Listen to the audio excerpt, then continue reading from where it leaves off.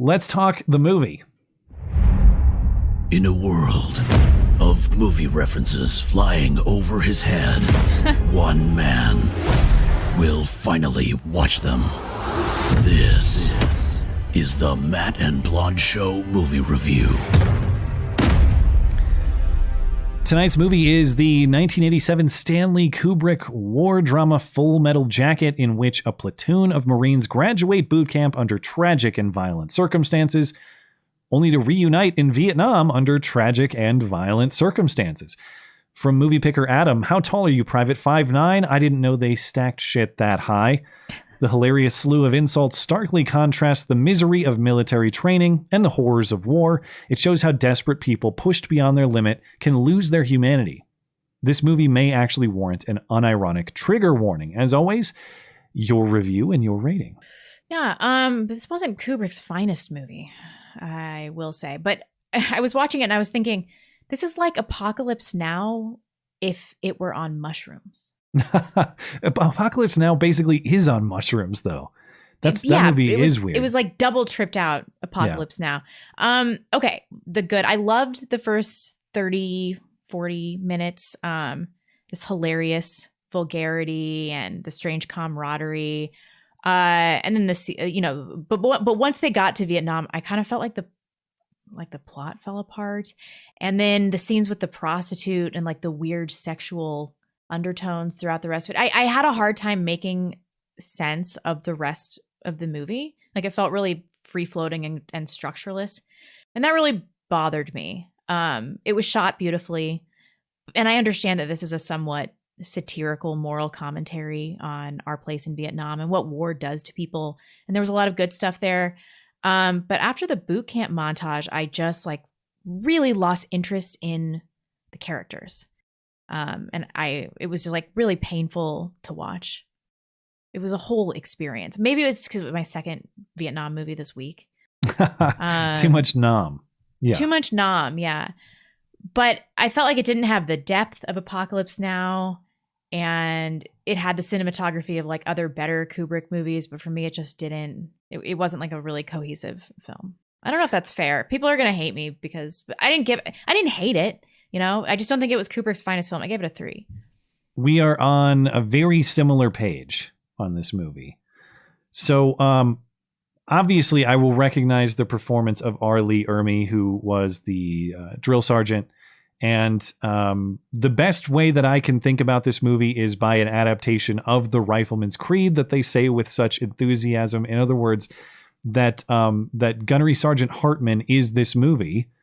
And that he's useless without this movie, and without him, this movie is useless. Yeah. He is everything about that first half of it, and it's such a compelling character that it's probably just him. He had drill instructor experience of the era. He was a Marine drill instructor 1965 to 1967. And so maybe it's just him being him. I was reading about it. A lot of the lines he wrote or improvised. And a lot of those lines... It was so creative. Yeah, a lot of those lines I've heard throughout my life. I just didn't know the origin of. Like, I've heard the golf ball through a garden hose line. I've heard the courtesy of a reach around line. I've heard the steers and queers line. And those have clearly stood the test of time. So that performance, A+. Totally entertaining, really funny. And to your point, I know it's supposed to be... Well, it's basically 2 movies, and it almost could be 2 separate ones. But what I liked about the first half, in addition to the character of Gunnery Sergeant Hartman, I think that based on what I understand about this movie, it's supposed to be a critique of hypermasculinity and kind of military culture. But I appreciated what was going on in that boot camp. It's not to say it doesn't look like it's fun. And obviously it didn't work out with Pyle, who lost his mind and committed a murder-suicide. Mm-hmm. But in general, the discipline, the skill, the tough mentality, the sticks and stones mentality, and the actual use of sticks to break your body repeatedly, the toughening up and the discipline and the skill that's built there.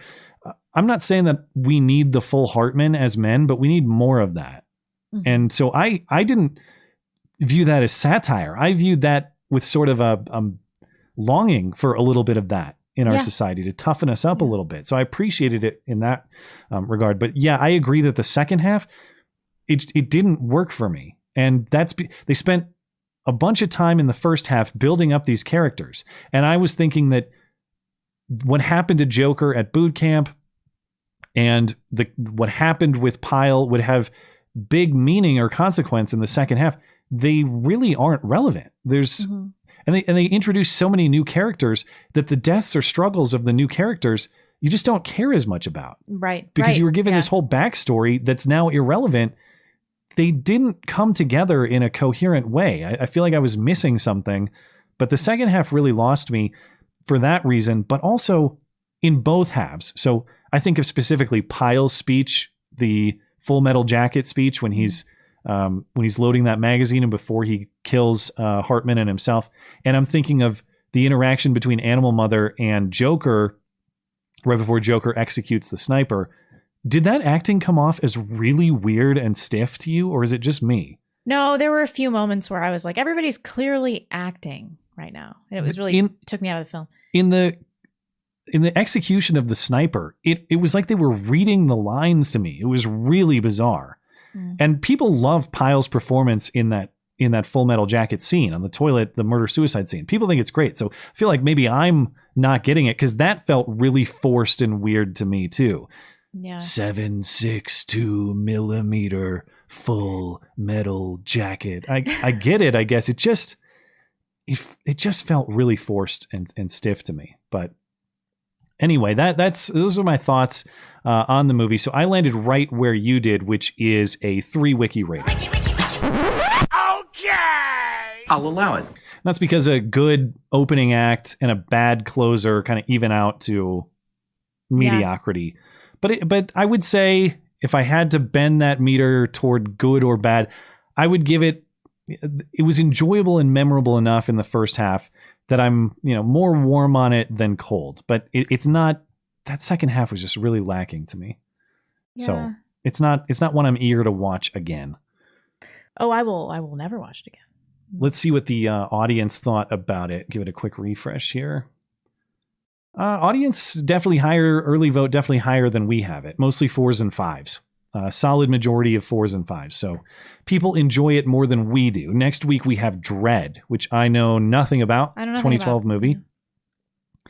And after that, this is going to be the last week to vote on this particular list. We have 5 Sundays this month. So nominator Adam gets a bonus week. Lucky him. We have 1 more week to vote on this particular list. So if any of these movies are ones that you'd like to see reviewed, make sure you vote. But the nominations are... Are we still doing this thing for my dad this week? Oh, shit. I forgot. What does it have to be this week? Well, his birthday is January 20th. And he wanted what reviewed? What my dad wants for his 70th birthday is for us to review The Life of Brian. He asks me every week. And so I was like, Dad, for your birthday... We will do that. And he's Are we just going to cancel the vote and do Life? We came to some kind of agreement, but I don't remember what it was. Well, I forgot that was this week. I'm sorry. I should have reminded you. We like to have on-air meetings during this is definitely a conversation we should have had beforehand. But for now, you can vote for American Psycho, Princess Mononoke, Good Will Hunting, Dr. Horrible Sing-Along Vlog, or you can reject the list and we'll pick a randomly selected top-rated movie as well. Or maybe we'll just watch The Life of Brian. Damn it, that would have fit in perfectly because nominator Adam already had his 4 selected. Do we just cancel the vote this week and do that? I mean, it does fit in perfectly. Is that okay with you guys? Will you do it for an old man, for Blonde's dad? It's a major birthday. I don't think people will be that mad. And we're not really to buy him a gift. And we're not really bending the rules because listener Adam got his 4 picks. We're not taking one away from him. He got a bonus one by the nature of the 5th Sunday in January. So maybe we should ask Adam. We can't. We'll have to think about this. We'll have to talk about it off air. Because if we do this for next week, then what happens with Dread? Do we push Dread back to the end of the month? We will have to do 2 in a week, right? Not necessarily. We could do Life of Brian next week and Dread the week after that. Sure. Let's do that. All right. We'll talk about it. But if you would like to vote, go ahead and vote. Although we may stop the voting at 3 a.m. and take the suitcases in, and it'll be thoroughly fortified. Cover up the windows. Yeah, Most secure vote in history. Yes. All right. As a reminder, if you'd like to read my movie reviews, comment how wrong I am, submit your own rating, vote for the next movie, and sign up for the chance to be the movie nominator for the month, the one and only place to do that is in my weekly movie review column, linked in the description and over on the website. That's mattchristiansenmedia.com.